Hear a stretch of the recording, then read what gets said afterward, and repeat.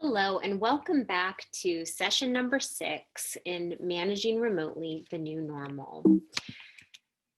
The first thing that I will share with you is our handy dandy acronym.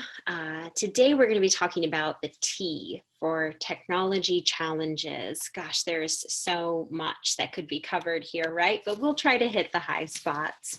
So, technology challenges. This is one of those daily occurrences. It can range from a distraction to a challenge, and dealing with this and managing this is tough. But I do want to say that there is support, there are options available. And if you want the highest and best information, like, if there's budget or if there is,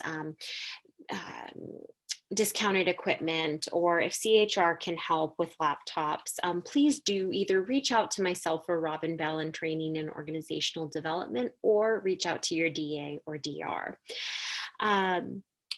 The next thing I want to talk about here is that the level of support has shifted. IT can't just drop by to your work area to service your team's equipment anymore. They've got to call them and schedule an appointment, and then they're coming in remotely onto the desktop. So, has this posed any challenges for your staff members?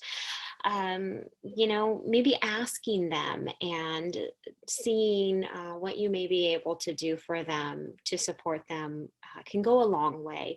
But also recall that we did have our in-house IT experts provide ENT with a Learn at Lunch in October, and that has been recorded and is available online on demand on the new training library on the intranet.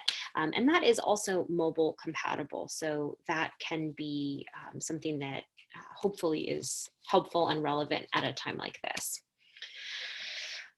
Yeah, so there's a lot of good stuff on this slide. The first thing in terms of tracking and productivity, I would recommend that you select one tool to be used by your team for project tracking and productivity, such as Asana or Trello, or maybe that's Microsoft Planner.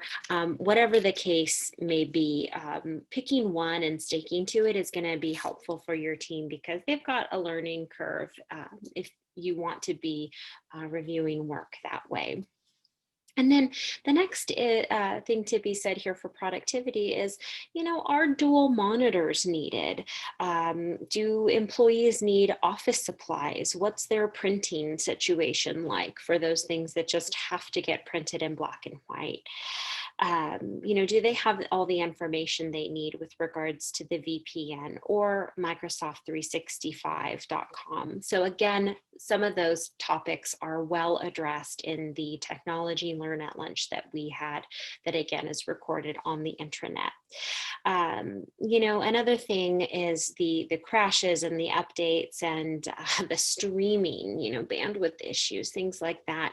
Now more than ever is the time to have those engaging, empathetic conversations with employees that may have a couple of kids, using the streaming for school things, which, as we know, is pretty much all online videos and things like that. Maybe a spouse of theirs is working from home too.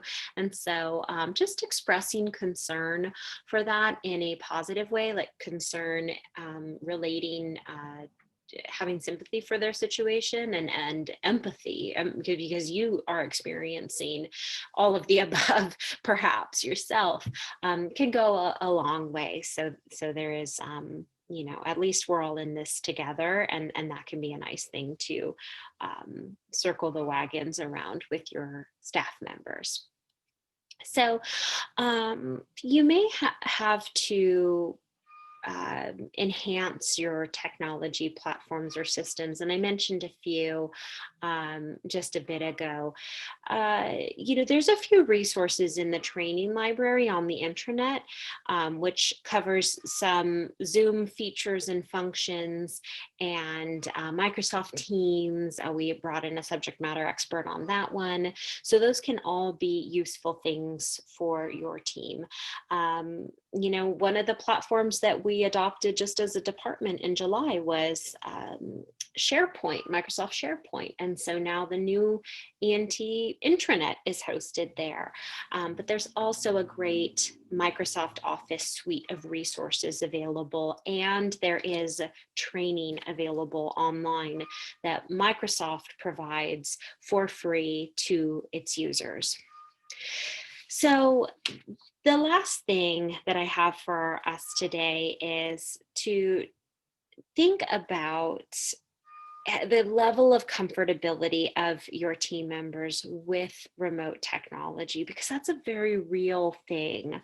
A question that you could ask yourself, and again, it doesn't necessarily have to happen right now, but how are you addressing any performance issues if they're struggling? What about low performers who may need coaching? As you know, we have the coaching conversations that we have as a department twice per year, and we did just have those this fall again. But what are some ways that you can help? And asking your employees, what are some ways I can help, will really be a good way to go about addressing some of the performance issues, asking rather than telling. So that's it for this session. The next session is the very last one in this series. I'm so looking forward to it. We'll tackle that last E in the remote acronym, and I am looking forward to connecting with you at that time. Bye for now.